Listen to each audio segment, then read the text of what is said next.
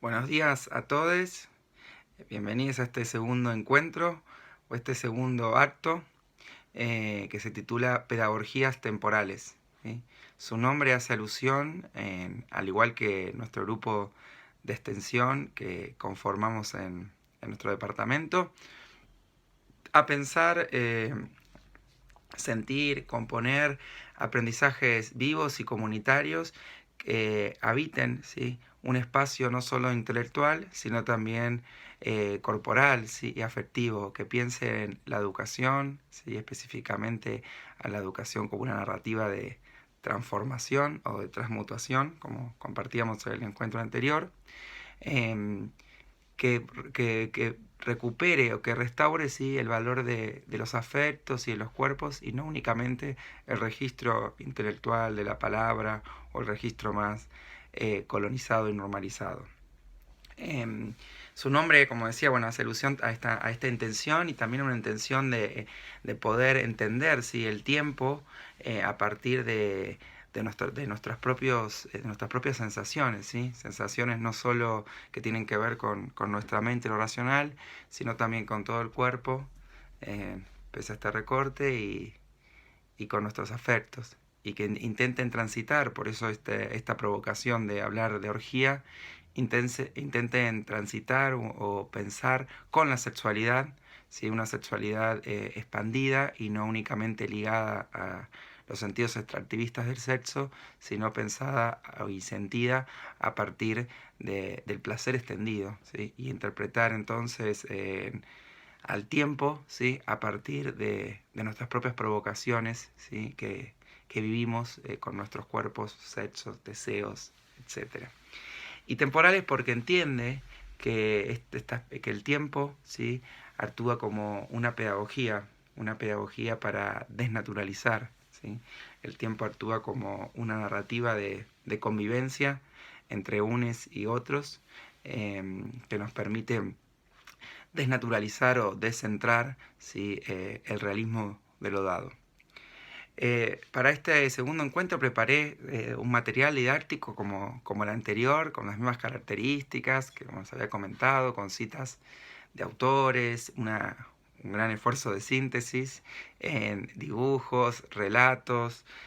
no retos, que más allá de su contenido, me gustaría que puedan leerse desde su carga afectiva, desde lo que los provoca, porque en ese sentido apelan o promueven estos encuentros quizás no tan lineales y no tan expositivos, los incitan a que podamos sentir, ¿sí?,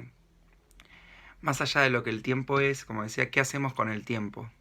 o qué hace el tiempo con nosotros, ¿no? Y por eso también un poco el tono de estos materiales apela a que ustedes puedan conmoverse y que puedan autorregularse y registrar sus propias preguntas en relación al tiempo. Y en ese sentido también, antes de comenzar este segundo encuentro, me gustaría traer, ¿sí?, a Susan Luhmann, ¿sí?, que es una pedagoga queer que ustedes quizás ya conocen o ya escucharon en otras de las materias que cursaron. En este libro, Susan Luhmann es una pedagoga canadiense, ¿sí?, del norte, norteamericana, y en este libro, Pedagogías Transgresoras, que se publicó en Argentina como una divulgación de textos de la pedagogía queer de los años 90, más clásicos,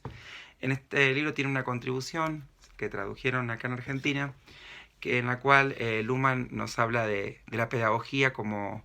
una cuestión bastante queer. Nos dice que pedagogía y queer tienen como un origen único, un origen común o similar en base a su desprestigio, y que pedagogía y queer para ellas son significantes bastante similares. Pero más allá de todo su recorrido, me gustaría traer de ella tres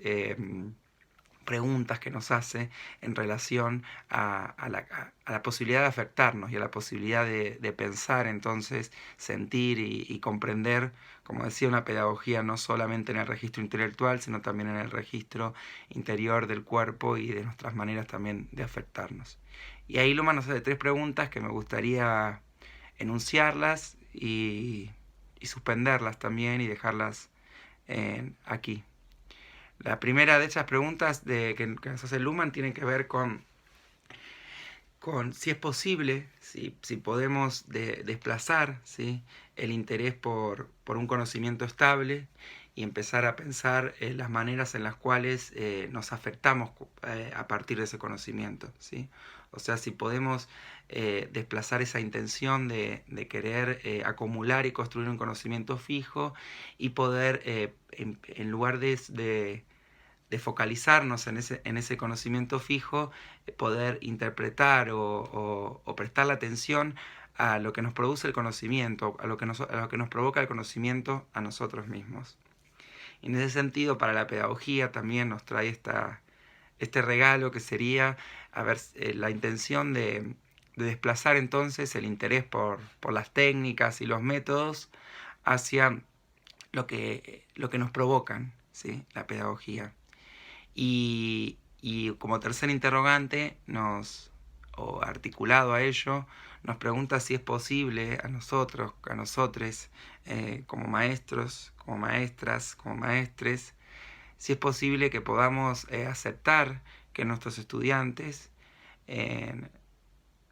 no quieran aceptar lo que nosotros queremos enseñarles, ¿sí? Y tomo estas provocaciones conjuntas desde el registro del conocimiento, del registro de la pedagogía y del registro de la enseñanza, como una apuesta para que pensemos los relatos y para que pensemos el tiempo, ¿sí? En ese sentido les preparé entonces un material didáctico, ¿sí?, como les comentaba, donde busqué sintetizar los aportes, digamos, de algunas lecturas que estuvieron cuestionando sobre todo la monocultura del tiempo, o la idea del tiempo lineal o del tiempo único, ¿sí? Y ahí hago un rastreo que empieza primero desde un nivel más epistemológico, ¿sí?, desde los textos de Contreras, ¿sí?, en relación a que de profundizar narrativamente la educación, o su deseo de pensar la investigación narrativa en educación, le trae a Contreras la posibilidad de que pensemos que la investigación educativa no se trata de pensar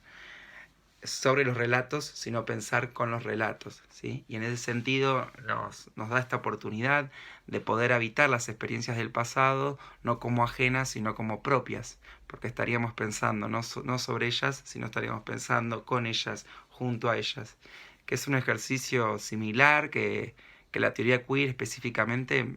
recupera o nombra en relación a la sexualidad. No pensar sobre la sexualidad, sino pensar con la sexualidad. Y desde ahí, ¿sí?, Contreras nos trae esta forma, ¿sí? Contreras, entre otros autores, toda una literatura canónica en la investigación narrativa, con Denis Klan, en Argentina también los trabajos que dirige Luis en nuestra facu, ¿sí?, en relación a la investigación narrativa, o el grupo, el GIEC, tienen que ver con reconocer el valor de la experiencia, ¿sí?, o el valor de la experiencia por sobre el dato, ¿sí? Y esto tiene que ver con justamente este desplazamiento de no pensar sobre los relatos, sino pensar con los relatos, ¿sí? Porque no estaríamos preocupados o prestando la atención a las nuevas experiencias que generan los relatos, a las nuevas experiencias que generan las historias. Y en tal sentido, la historia no nos interesa en sí como lo que es, como lo que decíamos en relación a la ontología del tiempo, no tanto lo que el tiempo es, sino lo que podemos hacer con ese tiempo. No tanto lo que son las historias, sino lo que podemos hacer con esas historias y qué hacen esas historias con nosotros. Ahí voy habilitando entonces algunas lecturas que tienen que ver con este paso de la experiencia, con registrar cómo en la investigación en educación se parte de una experiencia, ¿sí?, entrevistar, observar, registrar, pero el dato, ¿sí?, así como lo traía desde la pedagogía en relación a lo sexual, el dato no tiene un sentido extractivista de representación de la realidad, sino que lo que nos provoca ese dato es la posibilidad de subjetivarnos, ¿sí?, de afectarnos, de erotizarnos, de poder comprender y habilitar a partir de ese dato nuevas experiencias. Entonces, de una experiencia de registre, pasamos a otra experiencia que tiene que ver con el modo en el cual construimos esos datos, con el modo en el cual nos relacionamos con esos datos, ¿sí? Entonces, en términos históricos, en este aporte que intento sintetizar de Contreras tiene que ver con reconocer eh, a las historias, ¿sí?, como habilitadoras o potencializadoras de nuevas historias, ¿sí?, de construcción de nuevos futuros. En este PowerPoint, ¿sí?, fui resumiendo o sintetizando aportes sobre todo de las lecturas que tienen que ver con el giro cultural o el giro descolonial, ¿sí? Recupero a Chimamanda Adichie, que quizás también la han escuchado, la hemos mencionado en nuestra carrera, ¿sí?, a la novelista nigeriana que se volvió también mundialmente reconocida por traernos esta denuncia, ¿sí?, de la historia única y la posibilidad de poder comprender o poder enunciar otras historias posibles, ¿sí? Recupero también a Silvia Rivera Cusiscanqui, ¿sí?, la socióloga aymara boliviana, socióloga de la imagen, que ha trabajado en relación a, sobre todo, o inicialmente, eh,